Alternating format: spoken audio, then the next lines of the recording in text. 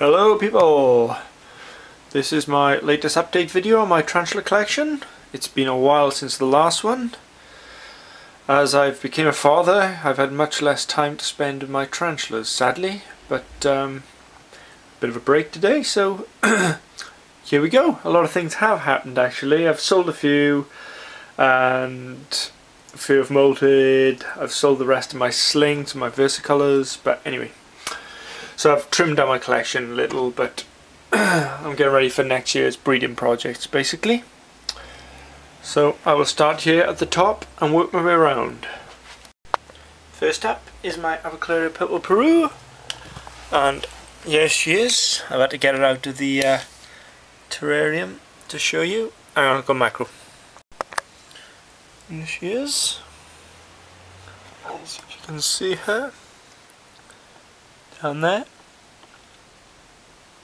She's currently in pre-molt and has built this rather lovely web, believe it or not, at the base of the tank, which is quite odd. She needs a bit of a spray, the ground's a bit dry at the moment. But yes, and she's built this lovely enclosure at the top, which she kind of sits at now and again. But yeah, she's doing really well. I'm hoping to breed her next year, so that should be fun. So I'll be looking for a couple of males come January/February. Next up is my Metallica, who should be down in her little, yes, there she is. See the back end of her abdomen there? She's built herself a nice little burrow down in this hollow bit of tree, and she's doing very well actually. This is probably the better feeder than the other one. I don't know whether it's the setup that allows her to catch the food better, or she's just a little bit more ravenous. Either way, it's very good. And I'm looking to breed this girl as well, hopefully in a year. So that's great actually, because I bought two P Metallicas and they've both turned out to be female. What's the chances of that?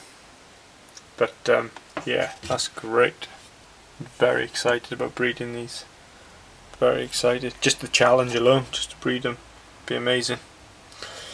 Okay, next P Metallica. Next P Metallica here at the back. Oh, I'm trying to light too hard on it. Just go and see her. There she is, loving the heat mat. She's doing very well. As I said, she's not as ravenous as the other one, but even so, she is eating and enjoying her hollow bark. But as it's this time of year, my house tends to get a bit colder, and even though I keep these thermostats the same, the temperature does tend to drop a little, which is quite good really. It makes it a bit more seasonal. So yeah, check that out. They're gorgeous. Anyway, yeah, but she's very, very cool. So, and here is my versicolor female, if I can just see her at the back. I don't disturb her too much because I fed her yesterday and she's just chilling today. But there she is. She's made herself a massive hammock at the back there, as you can see. I will definitely be breeding her again next spring, as last year's success was just amazing. So yeah, I'll be looking out for a male, hopefully at the Kent Tarantula Society show in January. So if you're going and you have a mature male to sell, this lovely enclosure, very heavily webbed of course, is my beautiful, very large female. You can see it now. I'll get the tank out now. This is the female Embalfori that I purchased back in May at the BTS show and did not eat at all in my care. She still hasn't ate at all. But there was a reason for that, and I shall show you. Here we are. Now this is her lovely little hide, which runs down the back there, and I don't know if you can see through all the web, but I will try and get a better shot. Check it out. That there is her carapace. She had finally molted. She was in pre-molt, in my care anyway. She must have been in pre-molt before my care, but she was in pre-molt for over 5 months, which is a hell of a long time, really. And I don't know if you can see her now, just through. Very hard to film this tarantula in her domain, as they say, but yeah, doing very well. I shall feed her on the weekend, and hopefully she will eat for the first time in my care. So she is definitely going to be bred next year. Definitely. I will be searching for mature males next year. I'll get a couple actually, because I have a feeling she's a bit of a monster. Anyway, next up, the beautiful Georgina, who's had a nice clean out. There's plenty more substrate in there for her. I've redid what I originally did in the first setup I did, which is the same setup, but it's hard to see from there, but there's a dip going right down underneath, so she has a hide under this piece of wood. However, what she does, she never hides. What she does, she eats, and then she goes down. I don't know if you can see her from there, but there's a bolus right there. That's where she stores all her old food. She just throws it down there for me. And of all the places to throw it, it's probably the hardest place to scoop the damn stuff back out. Anyway, but she's very clean. Yeah, well, that's almost like her sewer at the bottom there. She goes down there to poop as well. Very clean, this one. Very clean. But she is stunning. She's eating loads and still no sign of pre-molt really, which is incredible. But yeah, I love this one. Great display tarantulas, these. She's never in. She's always out. Always out. Beautiful colours. Beautiful. Recommend one of those to anybody. Okay, here we are. Embosphori number 2, which has turned out to be a female, which is great. As you can see, she's webbed up rather well, as Embosphores do, to the lid. You can see that, but everything in there is completely webbed up. But I can't show you this girl at the moment because she's dug a massive tunnel that goes right down under here. You just can't see her really. But to be honest with you, I'm not that bothered as long as she's happy and she eats very, very well. I don't care, because this is again another future breeding project. So that's very cool. So I'm hoping if she matures before I get my mature male for my other female up here, I can breed them both at the same time. Although I don't think she will, because this one is massive compared to this one. She's huge. And where are we? Okay. I've moved my blue Fang, as you saw in the last video, who's doing very, very well in here. And has started to burrow at the back where I started the tunnel. As you can see, she's started to dig. I don't disturb her too much. There she is, look. She's made a massive tunnel right down there. Plenty of webs, plenty of space. So she's much happier in there.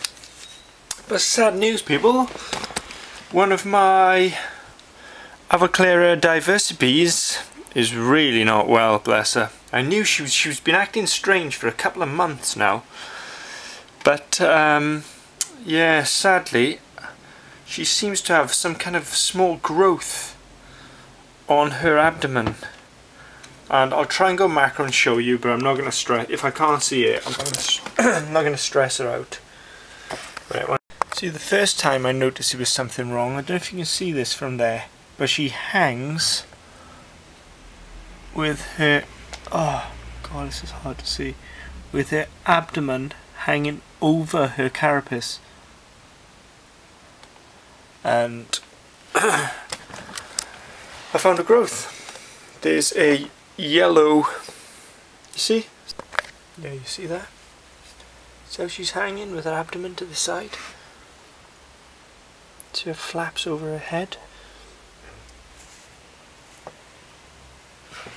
I'll try and show you the growth.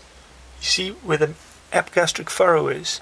Just beyond it, you'll see like a boil. So, bless her, I don't know what's going on.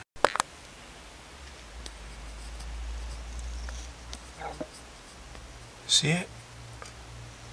It's, if I can point it out. Oh, bugger. Yeah, she's not well. I have no idea how that's going to end, but I don't think it's going to end the way I want it to. Because she's just, it's one of those things, isn't it? You have a growth in the abdomen, God knows. Can't treat it. It's just, yeah, nightmare. Nothing else wrong with her. She seems to be eating wax moths, and that's about all really. She doesn't eat crickets at all. I think she finds wax moths a bit easier to handle. But here's my other one. Luckily, again, I bought two and both turned out to be female. And I will be breeding this girl definitely next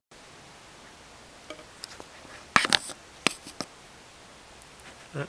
Watch out for the poo cannon at the back. But yeah, she's doing really well. Absolutely gorgeous. I need to feed her this weekend. Uh-oh, backside in the air. Gotta watch, she does poop. She has a good aim as well. But I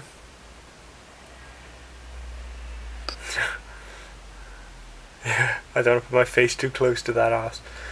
Anyway, this is my Iridipalma recife, SP recife enclosure. But I think she's slowly now going into pre-molt. She's not eaten for a couple of weeks, and yeah, I don't see her very much. So yeah, I think that's cool. And also again, looking to breed her next year too. So next year is going to be all about the breeding, which I'm very excited about actually. So again, if anybody out there has got a mature male Iridipalma SP recife and wants to do a 50-50 or wants to sell in January, February time, let me know. And so people, that is my update. As I said, I've sold a load of slings, so I have no versicolor slings now at all. I'm sticking now to my Peru. I will be breeding my P Metallicas eventually, breeding my Eclair versicolor once again next year, Ambafori, thank God. Actually, I might try and breed her as well. Georgina's mature now. Ambafori again. Diverse piece, definitely. As slings, even as adults, these have to be one of the most beautifully coloured Eclair ever. Female blue Fang, breeding her as well, and an SP recife. God, there's going to be a lot of breeding projects next year, people, and a hell of a lot more videos, might I add. So, that's my updates for now. Cheers, people.